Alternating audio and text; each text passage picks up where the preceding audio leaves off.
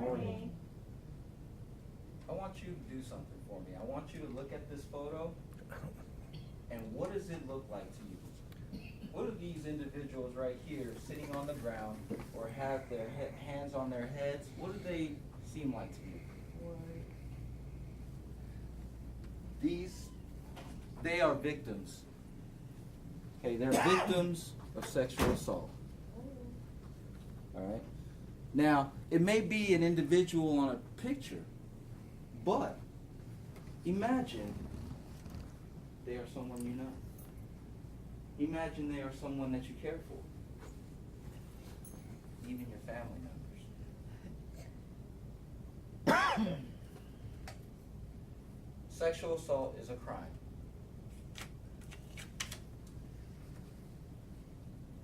According to RAIN organization, which RAIN stands for Rape, Abuse, and Incest National Network, they have built up a statistics. Okay.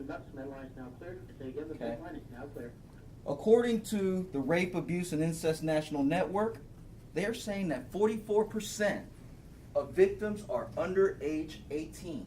80% are under age 30. That's a huge statistics. 44% of victims under age 18. Approximately 2/3 of assaults are committed by someone known to the victim. So that means I'm thinking to myself right now that, wow. So it's not somebody that I don't know from Adam, but it's actually somebody that I've met before, seen around, maybe throw a conversation back and forth of hello, hi, nice day. 38% of rapists are a friend or acquaintance. These are people that you would expect to put your trust in. These are people that you'd expect to be able to confide in. There's an average of 293,000 victims, age 12 or older, of sexual assault each year. That's a lot of numbers. That's a huge numbers. But we also have to say something. It's actually also starting to give progression. Because 293,000 victims, in order to have those statistics, it shows one thing. Or it shows a few things, but one of the most important things that it does show is that people are starting to speak out. People are starting to say something.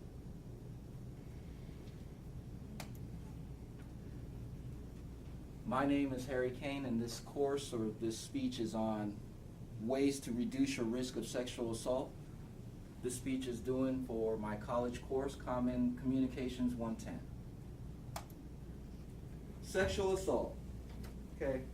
Sexual assault in its meaning is an intentional sexual contact characterized by use of force, physical threat, or when the victim does not or cannot consent. So what does consenting mean? Consenting means consent will be deemed or construed to mean the failure by the victim to offer physical resistance. Okay? Which means if a victim was, or not, if a potential victim was sleeping, can they give consent? No. If a victim was intoxicated and she wasn't right in the mind, can she give consent? No. If a victim doesn't say no, did that victim give consent? Okay. Consent is not given when a person uses force, threat, or force or coercion, or when the victim is asleep, incapacitated, or unconscious. So just because the victim or a potential victim is on the ground unconscious doesn't mean that just because a position is the way it is, oh, okay, that's a go ahead. No, that's not what that means. This picture right here, what does that picture tell you? It's dark, it's creepy, it's scary, definitely not a place you want to be. Okay? This goes into the topic, avoiding dangerous situations. Beware of your surroundings. Okay? This is not This is not the first time we've heard this for some people. We've heard this before. Avoid dangerous situations. We've heard it before, and we know what's right. But yet, we sometimes find ourselves taking shortcuts to a destination in an environment that looks like that. Right after the fact that we said, oh, we need to avoid dangerous situation. You're not going to catch me walking down that alley at that night. But sometimes when you have a commitment to a certain event, or when you have to get home, or when you have to do something that's important, sometimes surpasses the ideal of staying away from places like this to make your goals met. Try to avoid isolated areas. Try to avoid isolated areas because when you're isolated, there's nobody around. So if you do get in trouble, you're going to need somebody to be there as a witness. Walk with purpose. If you walk like you're lost, or if you walk with no purpose, have no sense of direction, that's eye candy. That's who they go after. That's a prop for the criminal to actually use to lure you in. Trust your instincts. Trust your instincts. If it doesn't feel good, if it doesn't feel right, if it feels scary, don't be like those parody movies and start walking towards what scares you. Walk away. Next picture. This is a lively picture. This right here looks like a club scene. This right here looks like a house party. Look like they're having a good time. You know what else it looks like? It looks like they're consumed, heavily consumed in what's around them, and not so much about their safety or any potentials that could happen.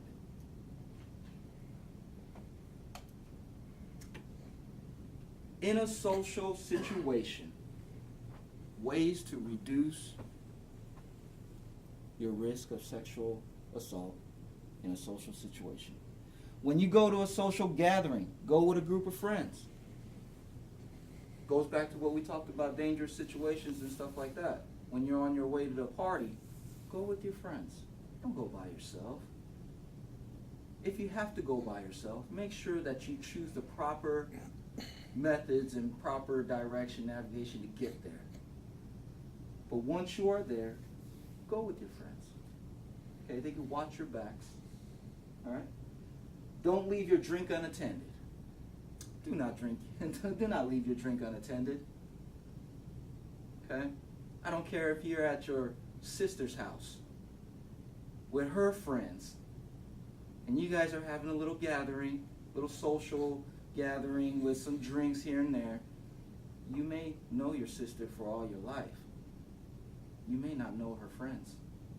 And she may not know her friends well enough.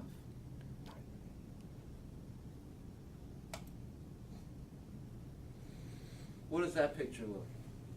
That picture is an intervention bystanding.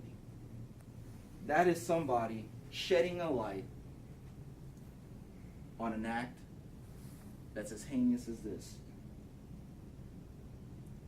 Okay? What can bystanders do? If you see someone in danger of being assaulted, step in. Offer assistance. Don't leave. Okay? Because when you leave, that person just lost a witness.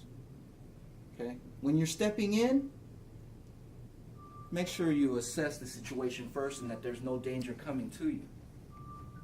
Okay? Because otherwise, the other alternative is to call 911. If you know the perpetrator, tell that person to stop. Tell that person to stop. Tell that person you need to go home. Sexual assault affects individuals and the larger community. The stakes are high, so prevention is critical. We need this. We have to do this. It's not we should or we think we should.